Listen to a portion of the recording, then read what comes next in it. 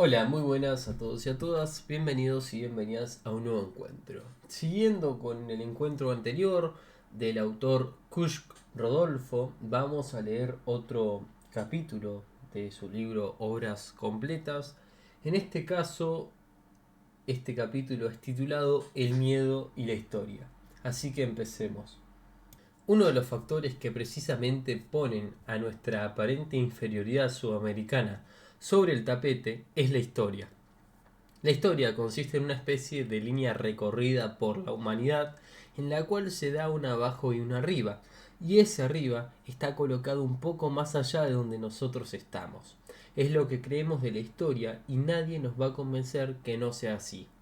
Desde un mundo chino, del cual sabemos sin más que ha inventado el papel y la pólvora, pero que no supo utilizarlos, pasando por un nebuloso Medio Oriente, por una espléndida Grecia tan esgrimada por la Francia burguesa del siglo pasado, por una Edad Media oscura, cuya gleba, con la cual nos identificamos siempre, era vendida con tierra y todo, hasta el movimiento ocurrido en las ciudades europeas que culmina en una revolución francesa, a consecuencia de la cual viene la revolución industrial y la democracia y la libertad de votar.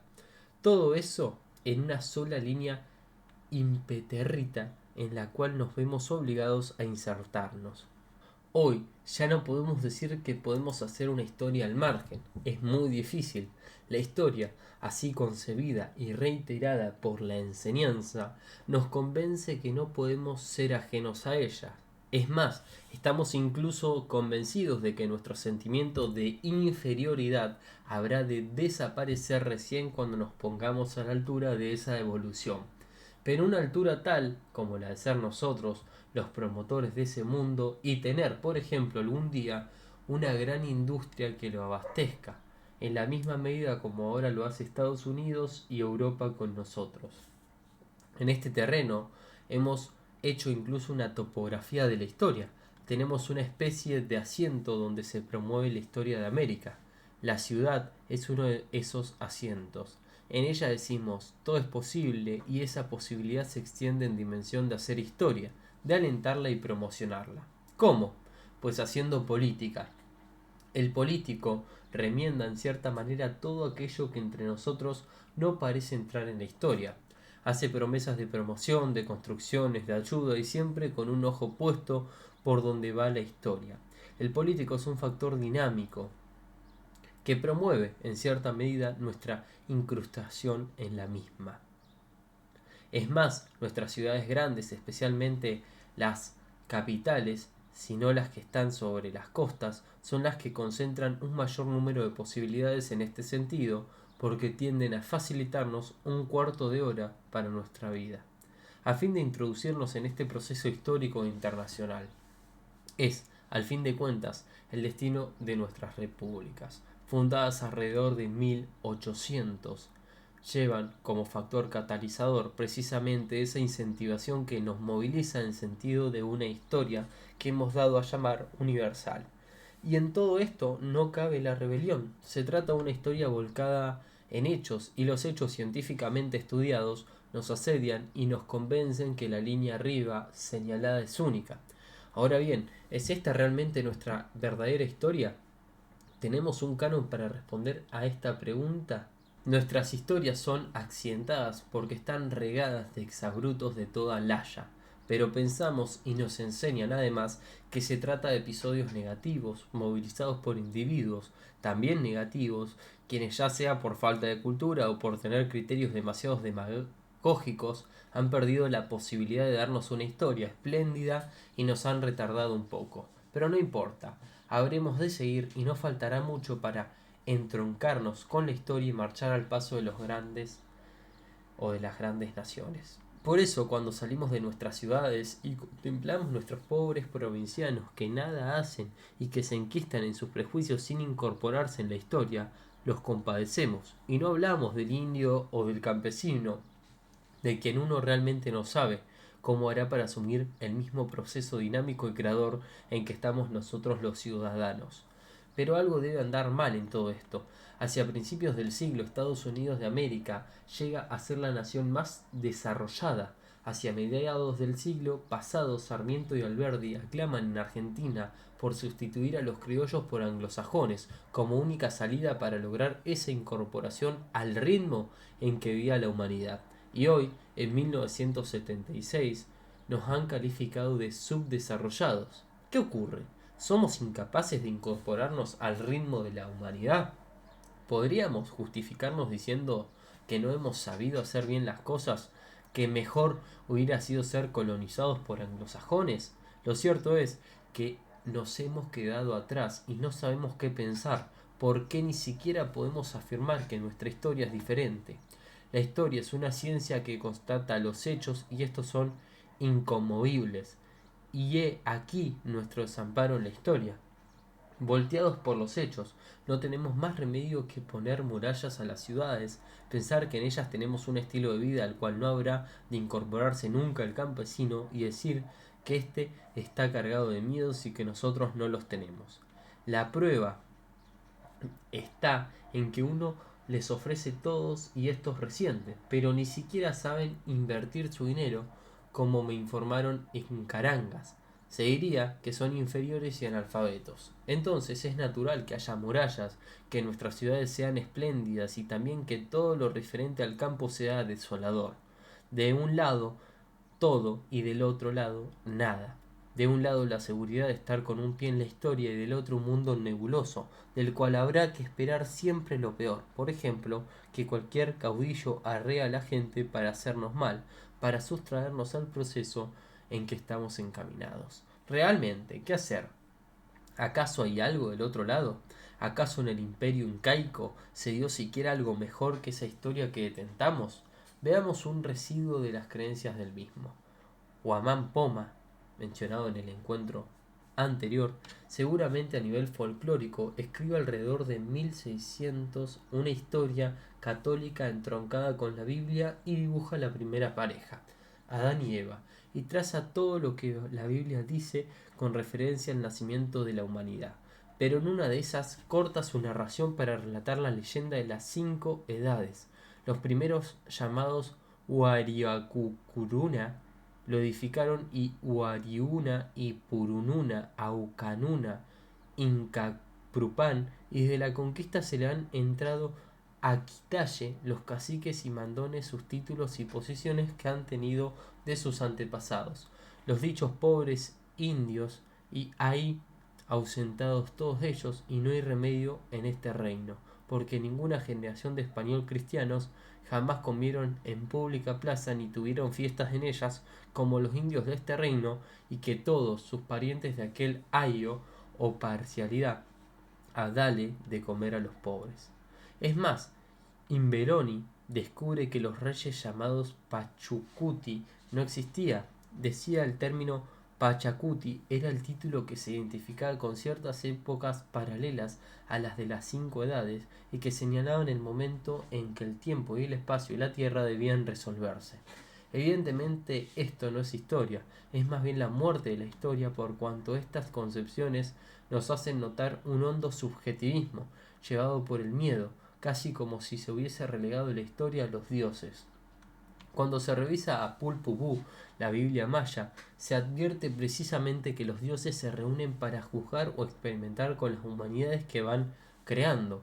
Hacen una y la destruyen, así 4 veces hasta que se les ocurra hacer una quinta humanidad con el maíz, que parece que resultó ser buena porque al fin hablaban con los dioses. Esta vinculación entre dioses e historia es nefasta.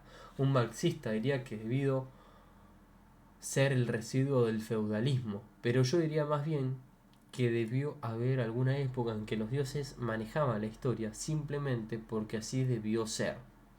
Pero hoy no tenemos dioses y debemos pensar que estamos solos y que debemos sin más esgrimir capitales, herramientas, objetos para entrar al fin en la historia.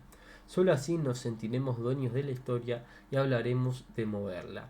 Lo sabemos nosotros y lo sabe además cualquier gobierno, porque éste tiene que manejar la nación en este sentido. ¿Cómo? Pues manejando hechos, y si no los hay, creándolos para que sean el pasto de los historiadores y para que estos construyan la historia en el futuro. Antes, los dioses manejaban la historia. Hoy, desde la Revolución Francesa, la historia es manejada por nosotros. hemos relevado a los dioses, pero la historia no anda. Sentimos en América que ella se nos escurre en nuestro lado y que son los otros los que la hacen y nosotros estamos aquí sin hacerla. Apenas si alguno de nuestros ministros son nombrados en algún organismo internacional y puede incidir en el proceso vigoroso y tremendo a fin de aportar algo a la historia. Pero andamos sin historia. En suma, o la historia está errada o quizás la historia es exclusiva de Occidente y América no la tiene. Cierta vez viajando entre Buenos Aires a La Plata en segunda clase, un inmigrante decía expresiones sumamente irrelevantes contra los próceres de mi patria. Evidentemente era cuestión de hacerle notar su irreverencia y decir como solemos hacer en estos casos, ¿por qué no se vuelve a su patria? Pero mi misión profesional de pensador me lleva a evitar estas reacciones fáciles. Estoy obligado a pensar entonces por qué, al fin y al cabo, este inmigrante tenía que respetar nuestra historia. Este inmigrante representa una realidad que debe ser analizada. Se le imponía una historia y naturalmente tenía la libertad de negarla. Y no está muy lejos de nosotros. ¿Acaso la respetamos nosotros? Nuestro Río de la Plata en este sentido se halla sumamente desarraigado y creo que lo mismo debe ocurrir a nivel de clase media en todo el resto de Sudamérica. Seámonos sinceros. Yo personalmente llevo 17 años de profesor y conozco el peso de la historia a través de innumerables actos con asistencia obligatoria. ¿En qué margen de soledad y despojo se desarrollan esos actos? Ahí estábamos obligados y también un poco negados, buscando entre todos restituir algo que no lográbamos abarcar. Algo ocurre en esto. ¿Es que ya somos un pueblo viejo y estamos en crisis? ¿O es que estábamos buscando algo profundo que no logramos concretar, debido quizá a la misma asistencia obligatoria? Pero debe haber más. ¿Por qué, cuando se reúnen grandes poblaciones en nuestro continente, existe un mayor fervor por los símbolos de fútbol, por los artistas de cine o por los simples caudillos que por historia patria? ¿Será que la historia exige una especie de catarsis a la cual no llegamos los analfabetos? ¿Y qué clase de catarsis? Pues la de manejar los documentos como objetos a fin de encontrar los hechos incontrovertibles. Todo eso con objetividad, o sea, como algo alejado de uno mismo. Pero, ¿no es esto precisamente crear una especie de irresponsabilidad frente a la historia, según la cual ella es algo ajeno a nuestra vida diaria reglamentada por instituciones académicas e historiadores consagrados? Puede ser que el mismo texto de historia, en forma de libro, con sus muchas páginas y sus muchas palabras, nos han creado ya desde la niñez una cierta versión que culmina en aquellos actos. No puede ser eso historia. Algo más falta. No puede ser historia un cúmulo de palabras, con hechos científicamente estudiados que nos sobrepasan y que no pesan porque nos confirman constantemente nuestra inferioridad ante países míticos que fueron tomados como ejemplo. Y aquí estamos nuevamente en la vida cotidiana, con todo el peso de las cosas encima. Y no está mal. Si Descartes trataba de evitarla y mediante una duda metódica procuraba evitar los residuos de su vivir diario para encontrar un principio inconmovible a un fin de fundar su racionalismo, nosotros haremos al revés. Nosotros trataremos de encontrar la verdad inconmovible en lo cotidiano, pero en un terreno elemental. Digamos ese en el que vemos aquel libro de historia metido en la biblioteca y no queremos tomarlo. Es el momento en que la historia nos pesa, en que la vemos reducida a una carga de palabras distribuidas a lo largo de páginas densamente pobladas. Y digamos que en ese momento en el cual nos pesa todo, donde no cabe la evasión, donde estamos sin más mirando por la ventana para ver lo que sucede y nos preguntamos el porqué de muchas cosas. El porqué de la historia, el porqué de estar aquí en Sudamérica, casi como si sintiéramos el absurdo de haber nacido en esta parte del mundo, como las manos vacías y sentimos que nada hicimos, que solo escuchamos el palpitar de la sangre y de la respiración, eso de no estar más, y recobramos el miedo, como el miedo antiguo de los Pachacuti y de Guamán Poma, peor, sin el peso de los dioses y en uno de esos momentos en los cuales sentimos el peso de nuestra propia libertad, esa de creer que el gobierno es malo o bueno, proponer las modificaciones del caso, hacer cosas, iniciar empresas, una libertad en suma que nos sirve para disponer de todas las cosas y tiranizar un poco e imponerla ahí donde los otros sientan nuestra tiranía. Se trata del aburrimiento de la libertad, de esa libertad exterior en la que disponemos de cosas y hombres sin saber qué pasa con nosotros mismos. Ahí sentimos ante todo el mundo de la palabra, en su sentido chino, la palabra cosa con que nos hemos revestido, eso mismo que Cassirer llama el universo de los símbolos, un mundo disponible que sin embargo gravita sobre nosotros. Es lo que en suma dijo Worf, un universo lingüístico abstracto, imaginario, usado como punto de referencia, con que revestimos nuestro quehacer, que nos lleva siempre afuera, sin saber en el fondo qué ocurre con nosotros, y que incluso se hace cargo de nuestra intimidad, hasta el punto de hacernos creer que solo por pereza nos extendemos la mano para tomar el libro de historia. Pero entonces, ¿por qué no lo tomamos? ¿Será nuestro sentimiento de inferioridad que nos advierte que toda historia será siempre una historia de hechos, de descubrimientos, de expansiones en la cual se ocultan los periodos oscuros e inferiores y se destacan en cambio los grandes momentos de producción del siglo XX, fatigoso y desubicado? Todo esto encarado más bien como una historia de cosas antes que del hombre. Pero veamos, ¿quién realmente es capaz de vivir una historia así? Cuando Gifford analiza la historia de Francia, advierte que Julio César, Vercingetorix, Napoleón, o sea, los ídolos de la nacionalidad, son vistos por el pueblo de una manera muy diferente de como lo exponen los historiadores. ¿En qué nivel se desplaza Napoleón, por ejemplo? Pues en el nivel de un personaje mítico que llevaba siempre la mano sobre el pecho, que debió ser útil a Francia, no se sabe por qué, que llevó a gloria de las armas francesas hasta hacer rabiar al león de la isla y luego sufrió una injusta prisión, como seguramente dirá el francés medio. Así pagamos siempre nuestra gloria. Se trata en suma de un Napoleón vital. Y esto nos lleva a reflexionar. Se dirá que para el pueblo y también para nosotros todo lo que nos entra en este esquema es arrastrarlo como un penoso residuo que no entronca con la vida, sino más bien con un quehacer interesado, cuya superioridad radica no mucho más allá de una producción industrial y comercial de objetos para lograr un bienestar que no nos convence. Sentimos al mundo así llamado moderno lleno de cosas que sobrellevamos como residuos y en el cual no cuenta la participación de nuestra vida. Y por eso vivimos una vida colectiva en la cual restituimos a cada instante el mito en forma subversiva para mantener no obstante ese lugarcito que se nos ha brindado un poco por milagro, sin saber en el fondo qué partido tomar. ¿Síntoma de inferioridad? Quizás, pero una rara inferioridad que en suma nos da, especialmente aquí en una zona marginal de Occidente, la convicción de no estar errados del todo. De ahí también la doble polaridad, los extremos entre los cuales oscilamos, entre el conocimiento técnico de cualquier rama de la ciencia por una parte, y por la otra la falta absoluta de toda ciencia hasta el punto de no ser capaces de tomar el libro.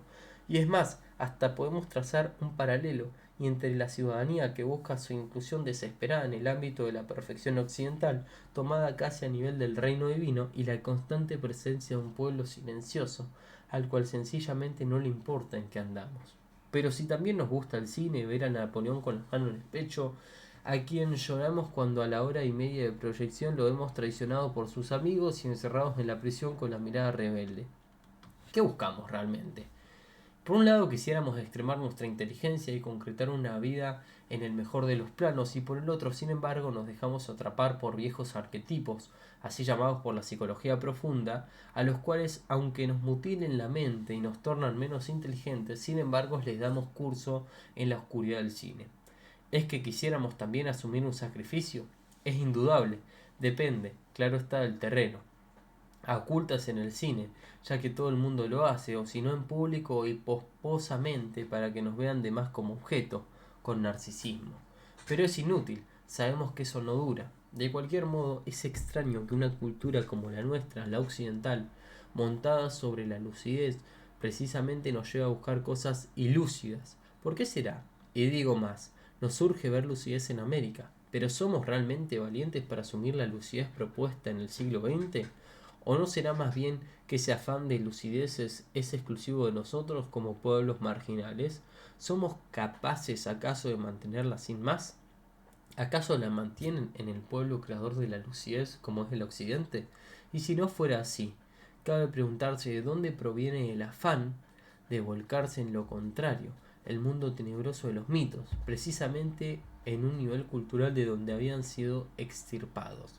Volvamos otra vez a la mirada a ese residuo de ilucidez que encarna el indio y analicemos el término pacha que entra en el vocablo Pachacutí. Según José Imbelloni, este término significa en quechua superficie, horizonte o suelo, plano o piso, superior, medio o inferior, espacio en tres dimensiones, cuerpo o astro en que vivimos, universo, espacio temporal, segmentos, edades del mundo, como las 5 edades de Guamán Poma, épocas históricas y finalmente vida humana y la del universo en su expresión espacial y temporal. En suma, este vocablo parece referirse a un concepto que es anterior a lo que nosotros analíticamente hemos separado en dos categorías, la del tiempo y espacio, algo en fin que se sitúa antes del mundo objetivado, o sea una tercera persona, algo más propio de lo que llamamos sujeto y que implica una unidad previa a una percepción de las cosas. Se trata de un tiempo o un espacio subjetivizado, o sea propio, que se refiere seguramente a un hábitat existencial, en donde mi tiempo y mi espacio se funden en el hecho puro de vivir aquí ahora. Comprende en suma tiempo de mi vida, mi oficio, mi familia, y en este lugar el de mi comunidad. Todo esto implica naturalmente una visión indiscriminada de la realidad exterior, la cual, por su parte, es incorporada al sentimiento vital, quizás en ese nivel, tan usado en filosofía alemana como el de Gefühl, que es traducido, significa algo así como sentimiento. En esta suma el hábitat del sacrificio diario, y no es lo mismo que ocurría con el Napoleón inventado por el francés medio. ¿Y qué Napoleón es este? Pues el Napoleón que asume el sacrificio nacional y que además revuelve el tiempo. Como Pachacuti, evidentemente, pero en suma, ¿qué encierran Pachacuti y el Napoleón popular? Pues el verdadero sentido de la historia que rompe en la vida cotidiana porque la sentimos como vida. Y ahora bien, ¿qué es la vida? Pues no hay vida sino hay muerte y transfiguración. No valoramos tanto la paz y el bienestar como la posibilidad de un gran sacrificio. Esta historia no pesa, porque es la historia que se sobrelleva sin más, ya que entra esquemáticamente en la penosa tarea de un vivir cotidiano. Se trata de un Napoleón pachacutizado, que se convierte en un símbolo subjetivo peligrosamente alejado de toda ciencia. En esta impresión de alarido angustioso, en el fondo representa todo su esquema.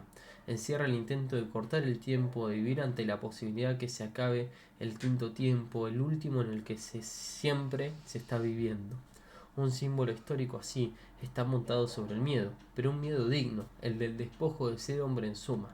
Cuando ninguna cosa puede ya compensar el miedo, casi como si estuviera de boca al mundo y viera que los objetos ya no tienen validez simplemente porque es absurdo de que haya mundo, ya que éste no es más que el resultante de una caída de los dioses, quién sabe por qué fatalismo. Ahí puede haber sin más una ciencia histórica, sino la pura vivencia de eso que me afecta, siempre a nivel de vida, el afán de sacrificio que se proyecta como un cono sobre lo que pensamos como historia y se convierte a esta en una teogonía. Y un Napoleón puesto en este rango es digno de crédito, porque es lo mismo que uno mismo convertido en el afán de sacrificio, pero asumiendo toda la comunidad. Por eso el francés medio rescata al Napoleón de la historiografía y lo incorpora en una iconografía cotidiana. Pero ¿qué es la diferencia? Mientras el afán de sacrificio está en el mundo incaico en primer plano, en nuestro mundo se vive como algo subversivo. Por eso el peso de la historia. Y es más, hoy consumamos el ideal de vida en la realización de nuestra acción en las cosas. Cumplimos el trabajo sin más y hemos terminado. Antes, en cambio, la acción no tenía fin, se topaba con el caos, el vacío del mundo en suma, donde no había cosas, sino como dice Bertonio en su vocabulario aymara, apenas interrogativos, kunasa o ya. En el topamiento con el miedo, un enfrentamiento con el solo hombre, que ni cuerpo tenía, apenas el término quechua, para el mismo, el simple uku o pozo interior, cavidad en donde palpitaba el único regulador, el zonco, el corazón. De ahí el pachacutí, como un sacrificio cósmico en donde todos entraban. Y hoy, ¿por qué no entramos? Pues porque hacemos algo que el indio no hacía. Nuestra tradición occidental nos enfrentó a las cosas y entonces provocó la apertura paradójica del tiempo. Antes la Pacha lo reunía todo. Hoy, al cabo de la experiencia occidental, no solo hay un espacio, sino también hay dos tiempos, uno finito y pequeño y un tiempo infinito que flota encima. un tiempo de hombres sobrellevado subversivamente en el cual escondemos nuestros episodios menores de nuestra vida cotidiana, con nuestra fe, con nuestra amargura, y un tiempo mayor que nos escurre. Pero nos impone la hora, el reloj o la misma historia que nos cuentan. Es en suma la contradicción entre lo finito y lo infinito, un desgarramiento del cual nos vengamos cuando nos inventamos un Napoleón popular. Ahora bien, ¿eso del Pacha es realmente algo que se dio antes y que ya no se da hoy en día con la misma intensidad a no ser un simple Napoleón subversivo? Veamos. Cuando no quiero tomar el libro de historia de mi biblioteca, lleva quizás por mi sentimiento de inferioridad. ¿Será solo porque no quiero cubrir el espacio que me separa de la biblioteca? ¿O no será más bien porque pienso en un tiempo mío, una especie de pacha que no debe ser mezclado con el tiempo frío de la historia? Es posible que sea por esto último, pero entonces el pacha ya no es algo pasado, propio del mundo inca, sino que se da hoy en día y adentro de nosotros. ¿Y cómo es esto posible? ¿Acaso la historia de los incas no ha pasado ya? Pensemos solo que los quechuas designaban con ese término pacha un fenómeno muy humano que nosotros hoy en día no tenemos registrado aunque lo vivíamos siempre. Además, esa historia demuestra rotundamente el paso del tiempo y el supuesto progreso. Debe ser más invención de alguna máquina infernal o de hombres trasladados a un nivel de máquina como le ocurría a la burguesía europea cuando inventó la historia objetiva, a fin quizás de no verse o peor aún, descubrir sin más con apremio esta distancia maldita y esa soledad que media entre uno mismo y el libro de la estantería. Además, ¿quién realmente hace frente a ese pozo que me separa del libro?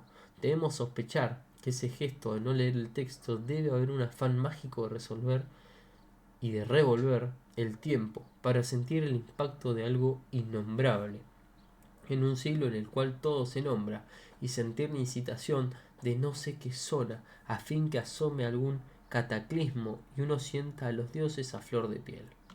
Pero para eso habrá que tener ya no un corazón occidental, sino más un esonco, o corazón, ese raro símbolo en el cual el indígena une los opuestos, la lucidez y la ilusidez, el día y la noche, la parte clara de un juicio y la parte oscura del mismo. ¿Por qué? Porque así era el mundo, porque una parte del hombre con su sonco y por la otra una especie de yuracán o corazón del cielo, pensado también como un conglomerado de noche y día, de claridad y tinieblas, en suma el misterio en sí y redondo de todo vivir, en realidad la totalidad del hombre.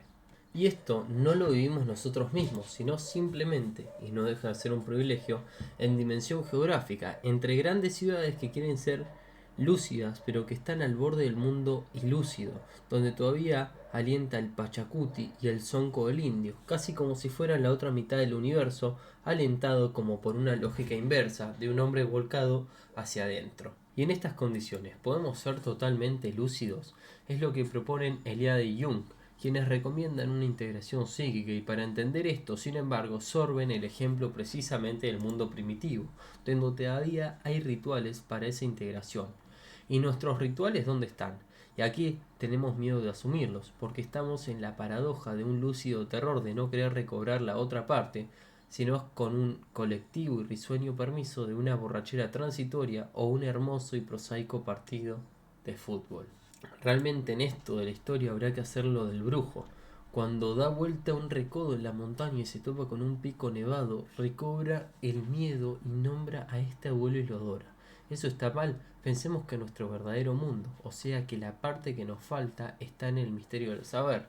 Si cuando cerramos los ojos el mundo existe todavía, ¿acaso estamos seguros de que sigue existiendo? Pues bien, lo que el brujo sobrelleva es la montaña que queda cuando ha cerrado los ojos.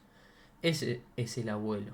Es un poco la montaña capturada. ¿Por qué? Porque cierta urgencia de sacrificio, en suma de manera de invertir la polaridad, de no quedarse afuera con la montaña de piedra, sino adentro con una montaña simbolizada y devorada, que asume lo que el mismo brujo no se atreve a ver, toda su raíz vital, donde todos guardamos el terror original.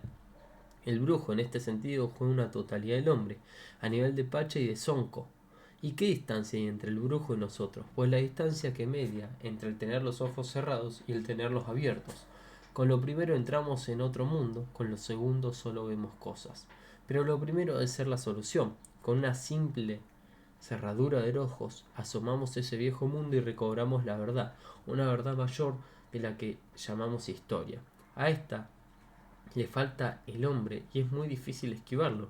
Recién ahí, con los ojos cerrados, comprendemos que si bien no se trata de recobrar el mito de Pachacuti, lo cierto es que el verdadero tiempo histórico está enredado en mi vida. Es uno mismo quien lo revuelve, o vive su vida como si revolviera el tiempo, casi como siempre estuviera ciego, solo porque esa es la verdad y no otra. Y el tiempo se revuelve no con mi muerte como supone el existencialismo decadente, sino con mi realización, ese punto donde decimos que he cumplido con lo que me he propuesto en mi vida, ya no me importa morir. Desde este punto de vista, recién tendremos nuestra propia historia, que es el fin y al cabo la gran historia, la de todos los días, las que encierra la miseria de estar nomás, con un afán de sacrificio que no sabemos de dónde viene. ¿Y qué valor tiene ante esto la iconografía, los hechos objetivamente dados, el examen exhaustiva de las fuentes, no más que el de una pequeña historia? ¿Y por qué pequeña? Pues porque apenas habla del sacrificio de los otros, que ya no interesan porque lo importante es mi sacrificio con los ojos cerrados. Es más, se diría que la historia no desplaza su acontecer sobre la línea infinita del tiempo, sino como expresa el término Pachacuti, se desplaza más bien sobre el esquema del hombre, pero en lo que realmente es hombre, como lúcido y no lúcido, en una totalidad que incluye lo claro, lo tenebroso y siempre el nivel de una comunidad que supo asumir su sacrificio. Ahí comprendemos recién que la Revolución Francesa tenía que ocurrir porque era imprescindible recobrar la parte lúdica y lúcida del hombre, pero también comprendemos que Tupac Amaru o el levantamiento cualquiera eh, de los indios también es imprescindible porque es preciso recobrar la parte no lúcida del hombre. Y si la historia oficial no registra esto último, será simplemente que peca por exceso de lucidez y eso también se paga en algún momento. Pero pensemos también que la verdad de la historia está en ese Napoleón popular, porque al fin de cuentas es lo mismo que el símbolo de Pachacuti o que la quinta edad de Guamán Poma, todo ello surgido de un apelmazado enredo, por una parte entre lo que hoy llamamos vida cotidiana y antes era la vida sin más, y por la otra la historia, ya que en ese punto ni vale la pena escribirla siquiera, porque ahí se ha realizado el gran sacrificio, el gran ritual, la realización donde se dice todo, y eso no vale la pena registrarlo, ya que está en manos de los dioses y ellos sabrán agradecerlo.